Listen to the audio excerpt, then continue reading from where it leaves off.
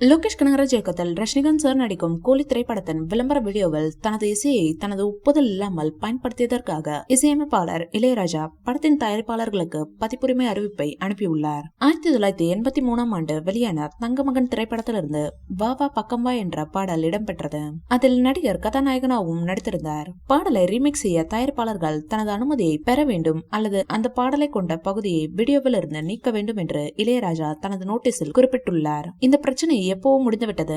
ஆனால் கூலி படத்தில் இன்னும் நிறைய இளையராஜா பாடல்கள் பயன்படுத்தப்பட்டுள்ளதாம். அதனை லோகேஷ் கனகராஜ் தெரிவித்திருந்தார். இதனை அறிந்த இளையராஜா செய்தியாளர் சந்திப்பில் கோபம் அடைந்துள்ளார். மீண்டும் ரஜினி சாரை தரம் குறைவாக பேசியுள்ளார். என்ன மீறி எப்படி கூலி படம் ரிலீஸ் பண்றீங்கன்னு பாக்குறேன் என சவால் விட்டுள்ளார். இதனை அறிந்த ரஜினி சார் இன்று செய்தியாளர் சந்திப்பில் பேசியுள்ளார். அவர் என் படம் மட்டும் இது மாதிரி புகார் செய்கிறார் என கோபமாக பேசியுள்ளார். பெரிய எதிர்பார்ப்புடன் வெளியாகும் ஸ்டார் நடிகர்களின் திரைப்படங்கள் நல்ல வரவேற்பை பெறுவது திரையுலகிற்கு அவசியம். அப்போதுதான் தியேட்டர்கள் நிரம்பி வழியும். தமிழ் சினிமாவில் தியேட்டர்காரர்கள் அப்படி எதிர்பார்க்கும் முக்கிய நட்சத்திரங்களில் ஒருவர் ரஜினி சார். ரஜினி சாரின் வர இருக்கும் திரைப்படம் கூலிக்கு ரசிகர்களின் எதிர்பார்ப்பு அதிகம் உள்ளது.